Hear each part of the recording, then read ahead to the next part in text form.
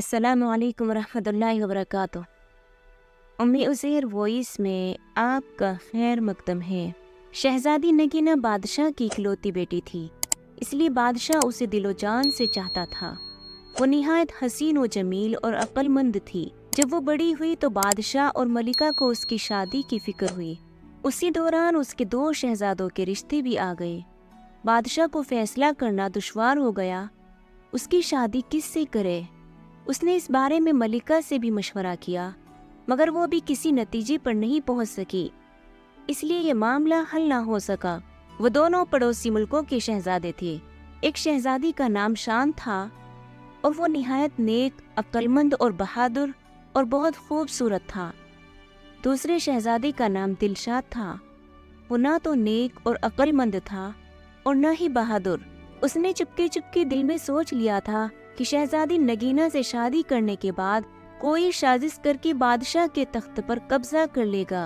चूंकि शादी पूरी जिंदगी का मामला होती है, इसलिए मलिका ने फैसला किया कि वो इस सिलसिले में शहजादी नगीना से उसकी राय मालूम करेगी। वो जिस शहजादे को भी पसंद करेगी, उससे उसकी शादी करवा दी जाएगी। जब उसने दोनों शहजादों के बारे में सारी मालूमात बताकर शहजादी नगीना से उसकी पसंद पूछी, तो वो बोली, अम्मी हुजूर, आपने मेरी तरबियत कुछ इस तरह की है कि मैं अपने माँ बाप के फैसलों पर सर झुकाने वाली लड़की बन गई हूँ। आप जहाँ भी कहेंगी और जिससे भी कहेंगी, मैं शादी कर लूँगी। मलिका ये बात सुनकर खुश हो गई। उसने शहजादी नगीना को गले से लगाकर प्यार किया और बोली, जीती रहो बेटी, तुम्हारे लिए 2 शहजादों के रिश्ते आए हैं, जिनके बारे में हम तफसील से तुम्हें बता ही चुके हैं। हमारी समझ में कुछ नहीं आ रहा कि किसे हाँ करे और किसे ना।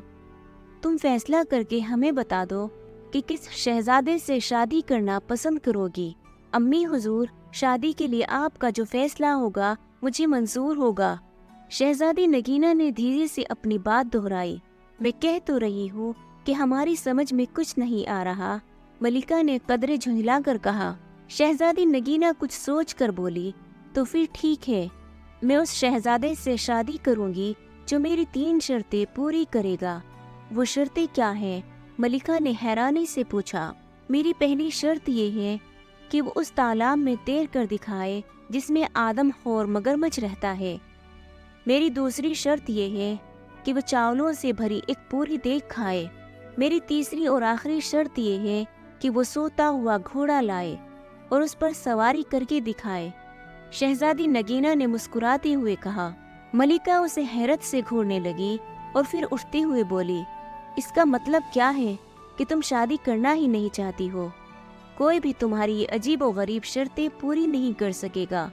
तुम्हें पता है तालाब का आदमखोर मगरमच्छ कितना खौफनाक और बड़ा है।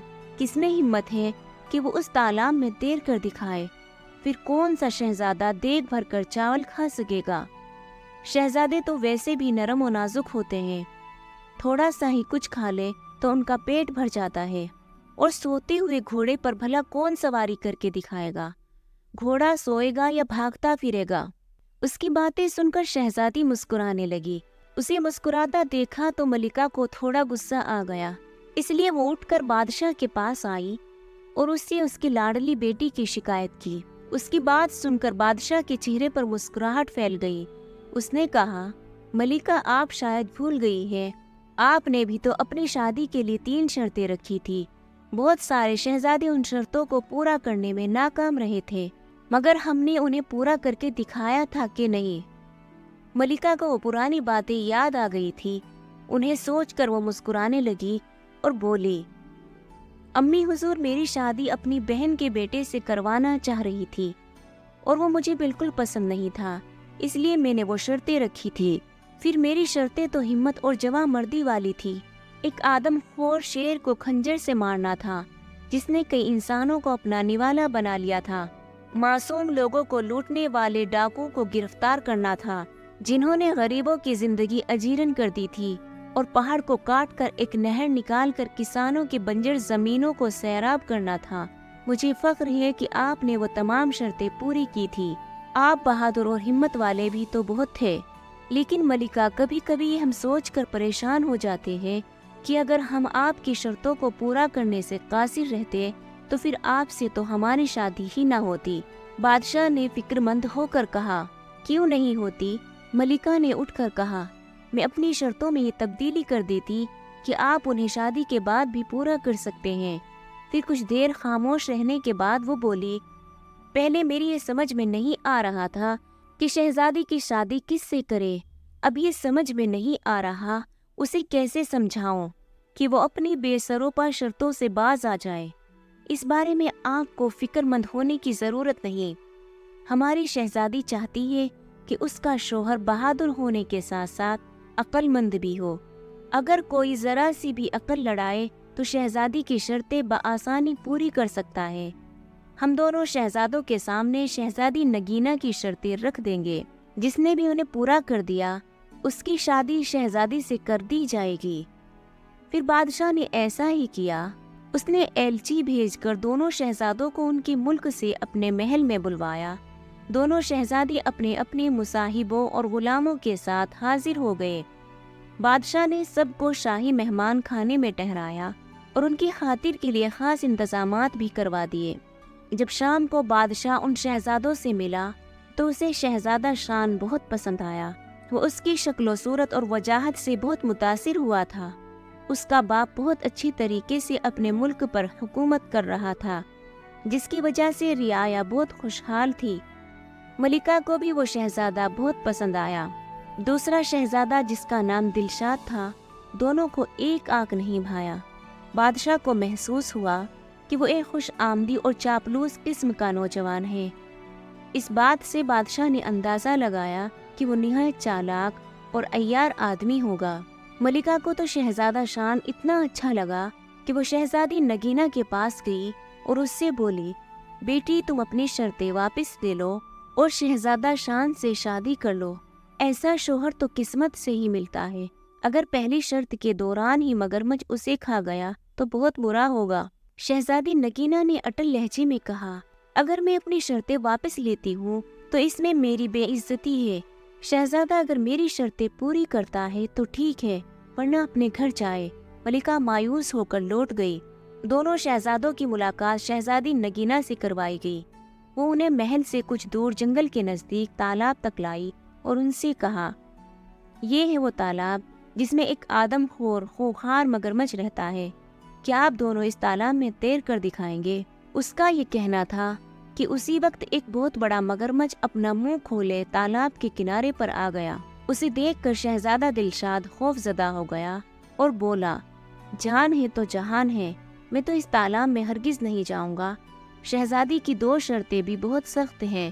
دیگ بھر کر چاول تو کوئی دیو ہی کھا سکتا ہے، اس کے علاوہ میں سوتا ہوا گھوڑا کہاں سے لاؤں گا اور اس پر سواری کیسے کروں گا؟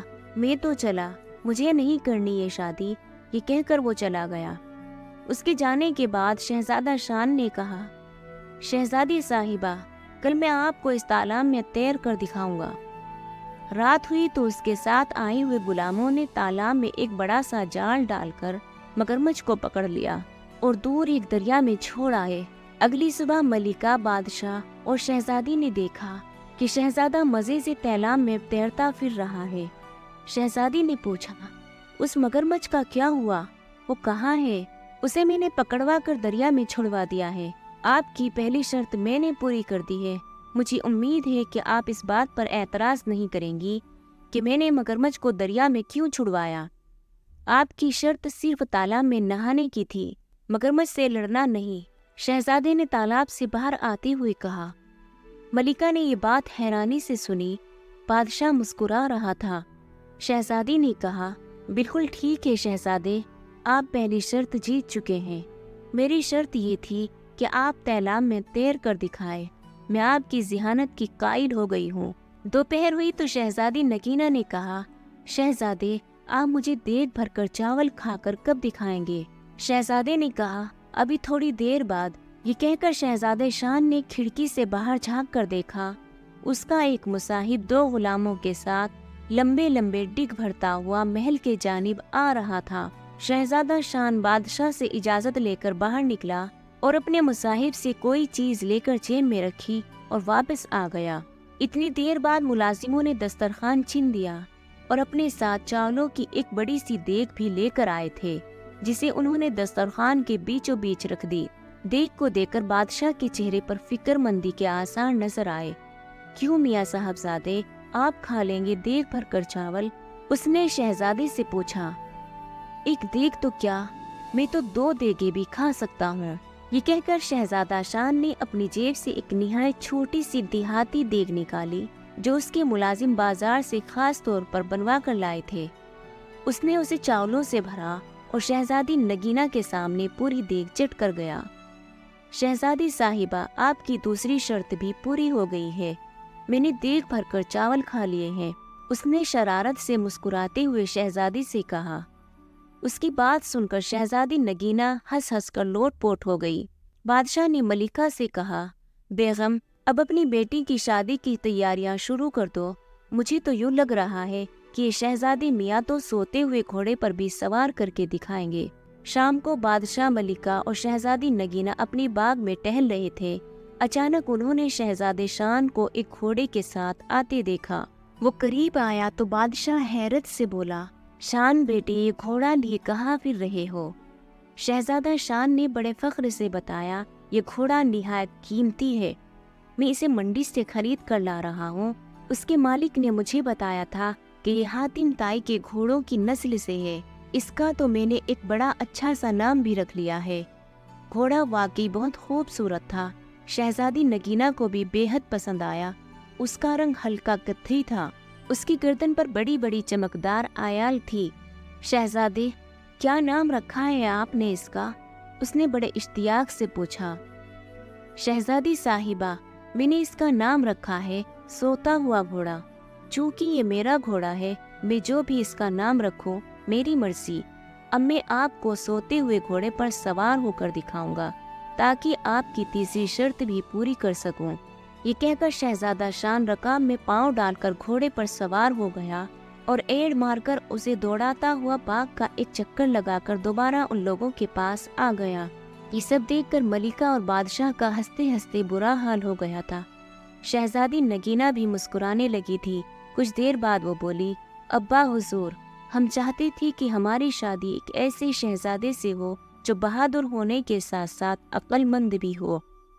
हमने अपनी शर्तें इसलिए रखी थी कि उन्हें पूरा करने वाले की ज़िहानत का इम्तिहान हो सके।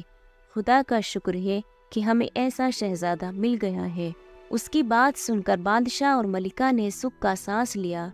थोड़े दिनों के बाद दोनों के खूब धूमधाम से शादी हो गई और वो हंसी खुशी रहने लगे। दोस्तों, इस तरह की कहानी देखने के लिए हमारे चैनल को सब्सक्राइब करें, लाइक और शेयर करें और कमेंट में अपना फीडबैक ज़रूर दें कि आपको ये कहानी कैसी लगी। शुक्रिया।